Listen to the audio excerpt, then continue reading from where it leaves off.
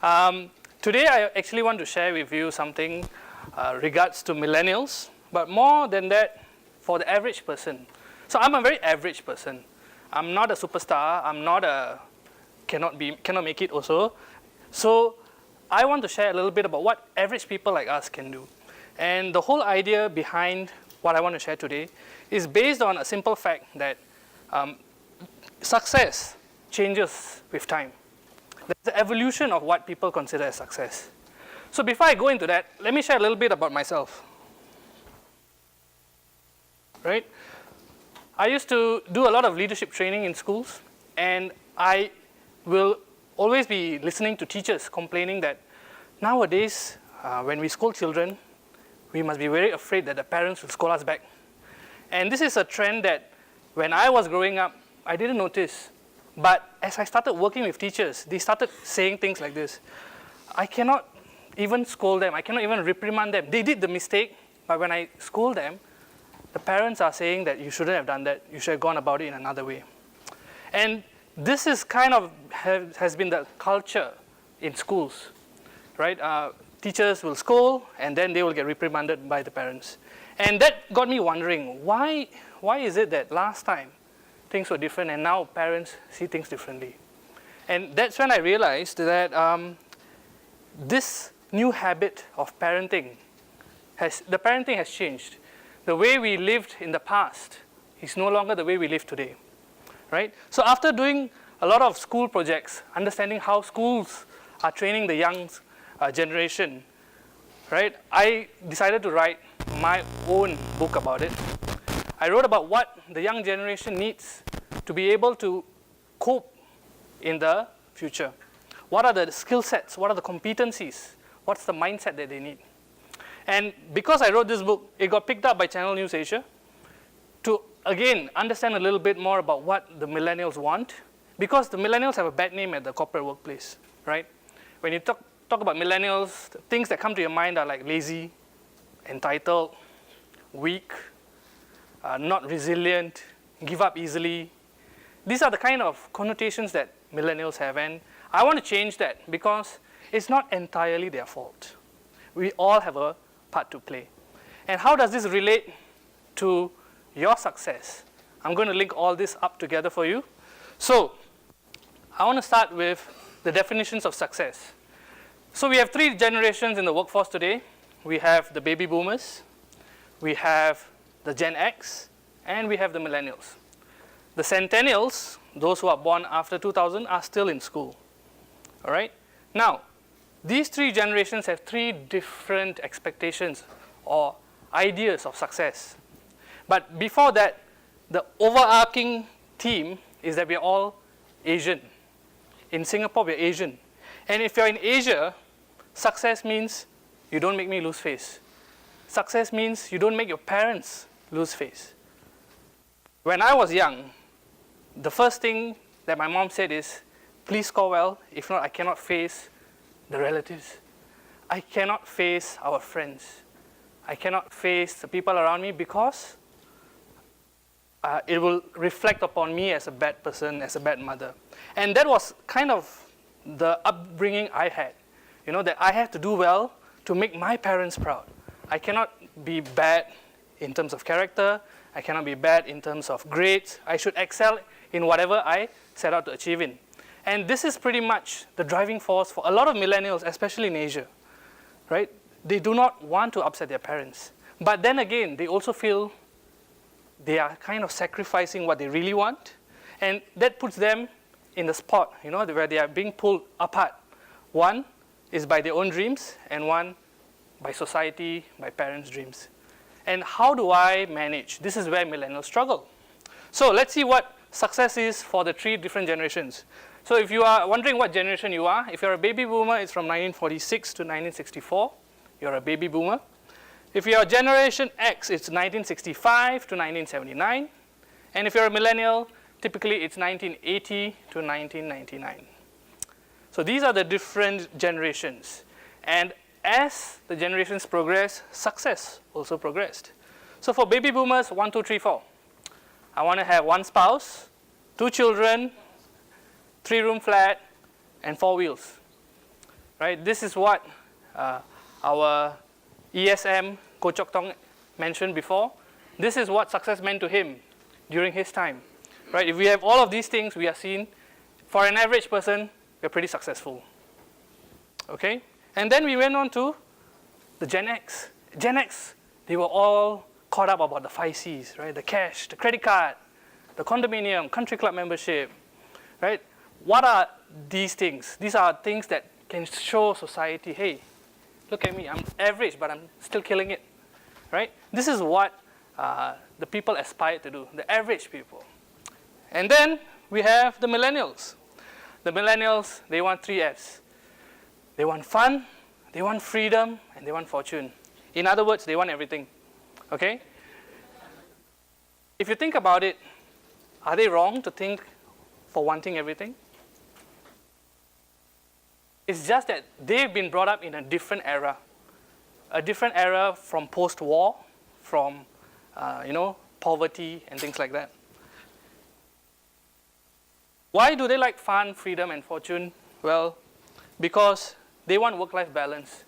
The common complaints that millennials tell me is that I'm working very long hours, I have no time for a social life, I cannot find a boyfriend or girlfriend, I have no time to exercise, my health is failing, I have no time to spend time with my friends, I'm just always reporting to my manager or my boss because I'm afraid that if I don't, it will affect my promotion, it will affect my paycheck, it will affect me in a lot of ways with regards to my career.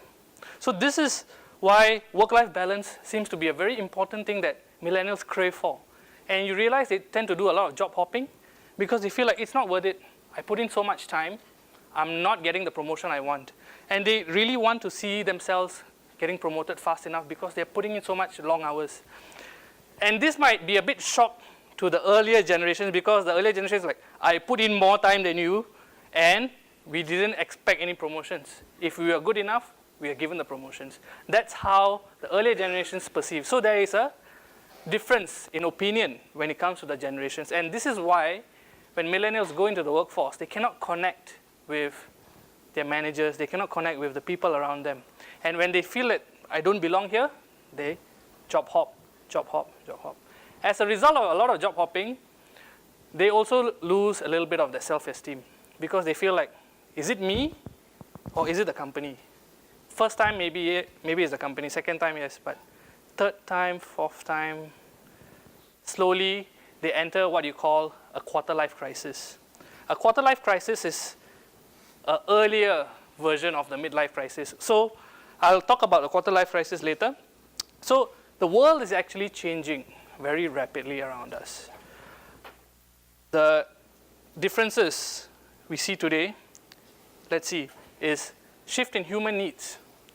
Today, we are in a boom time. So this is actually the Maslow's hierarchy of needs.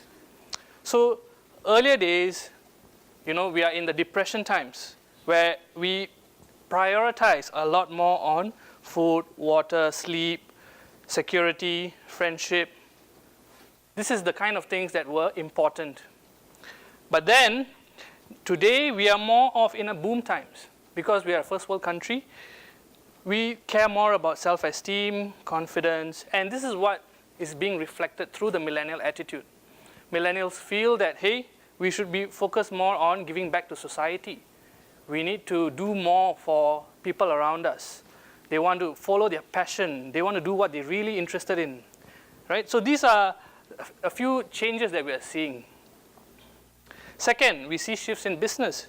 So we are seeing a tech economy. Compared to 20 years ago, there was no such thing as a smartphone, right? There was no such thing as a digital camera or camera with a phone. So these are a lot of changes in tech that has actually enabled people to share more because of the internet. With the internet, we are now seeing things like Airbnb, we are seeing things like Uber, Grab, Ofo. All these are coming under the concept of let's share more, share the resources more.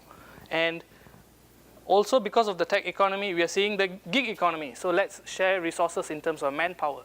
So millennials feel like, hey, I want to just work with different people. As long as I work at my own time, own target, I think I'm pretty happy. And there's a story where I was talking to one of my friends. He drives an Uber. And I asked him, what motivates you to drive Uber full time? So he said, look, I have a family. I earn around about 5,000 when I work all 7 days.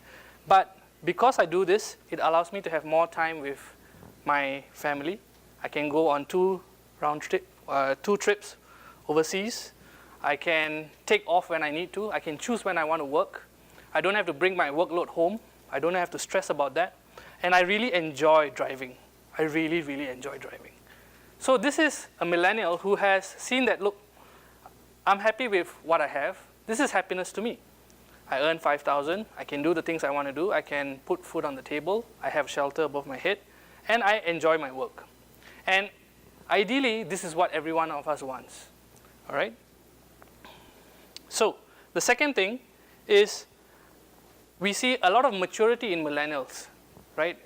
When I was talking about quarter-life crisis, why is quarter-life crisis happening? It's because today, because we are so in such good times, people are starting to really think, what's in it for me? What am I going to do with the rest of my life? Am I going to do work that I'm not really interested in, that I'm not really passionate about? I'm just going to compromise? Or am I going to do things that I really love, I really enjoy, and make a living out of that? The problem is a lot of millennials do not know how to monetize what they call their passion. They do not know, how am I going to make photography a business, or how am I going to make graphic design a business? So they struggle with that. And when they realize after they work so hard, got their educational qualifications, and then they enter the workforce, this is not what I actually signed up for. I don't like my working environment. I don't like the fact that I have to work really long hours, not be able to spend time with my family, with my friends. So all of these things get millennials into a quarter-life crisis. They start thinking, what's really in it for me? What can I do now? I've already done my degree. I've done my degree in accounting, and I don't know if I really want to continue being an accountant. How am I going to make a living for myself? And this happens at an earlier age as compared to midlife crisis. Midlife crisis is you've been doing it for a long while until you really burn out, and then you start asking yourself these questions. Now, millennials today are really thinking about these questions now. What am I going to do? I don't want to do this. So they're actually looking for different avenues, which is why Grab, Uber is like a boon to them. You know, it's like wow, someone granted them their wish, at least temporarily until they find their footing. So millennials are actually on the quest to find out what they really want to do. And you see a lot of rise of things like YouTube stars, Instagram influencers, LinkedIn influencers, people who use social media. They want to do what they're really passionate about and see how they can make money from it. And then internet has become a way for them to monetize and earn a living. So what must you do to get closer to success? Just take a look at the millennials and see how you can help them, because this group has a huge population. We are 2.3 billion worldwide. And in 2020, they will be half the workforce. So what does this mean? It means that their purchasing power is going to be the biggest. And millennials typically around the world have the similar concept, similar way of thinking. So when you can serve the millennials, if you can solve the problems of millennials, you will actually do well. So if you're a manager and you can manage millennials really well, you will stand out in your company. If you're a parent and if you can communicate well with the millennials, you will also be someone who stands out. And parents who cannot manage the millennials will come to you and ask, how do you do it? How do you manage to bring up such wonderful children who are very capable? So if you can help them, you will also, in a way, be able to help yourself. And this is what I want to share with you. If you want to do well in work, you need to learn how to engage them. As a manager, if you know how to engage them, keep them in your company, keep them in your team. Because there's this saying, millennials don't leave the company, they leave the manager. So take up skills that can help you to understand the millennials better. Learn how to keep them in your team so that they will be able to engage with you. They will be able to stick with you. Even if the culture is bad, if the manager can click with the millennial, they will stay. So it's not true that loyalty is low amongst millennials. It's about whether they can actually connect with you. Are they able to speak with you? And for you to understand the millennial mindset, you need to understand how they grew up. When they were growing up, they were exposed to social media. They were exposed to texting. And if you ask them to communicate to you in your way, the way you prefer it, you're actually at a disadvantage because very soon we're going to be surrounded by millennials. So it's better to actually blend in with them and see how you can understand them better. So if they want to text, communicate with them via text, right? If they are on social media, get onto social media, see what they like, see what they want to do. This will help you to understand. As a manager, when you ask them, how is your social life coming along? If you go above and beyond just have you done your work, how is your social life going? How's your health? How are your parents? When you ask these questions, millennials who are so caught up on social media, they have this problem. They don't have meaningful relationships. And meaningful relationships means they don't open up about problems that really, really affect them. For example, if they are having issues with studies, they don't really share about it with their parents because they cannot connect with them. They don't share with their friends because their friends are all hi-bye friends. It's not a meaningful relationship when someone is depressed. They call you and say, hey, do you have some free time? Can we talk? It's not like that anymore. It's more of status update. I'm feeling down. I'm feeling bad. That's how they communicate. But how do you help these millennials develop meaningful relationships so that when they are really feeling bad, they know that you're a resource to come to? And if you as a manager, as a leader can do that, you will help them. And they will also be very grateful in return because millennials need to learn these skills. And the best way for us to guide them is for us to pick up these skills of leadership.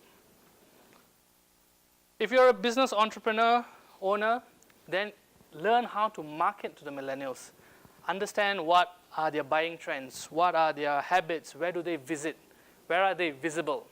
These are the areas which will help you to come together and push a product out.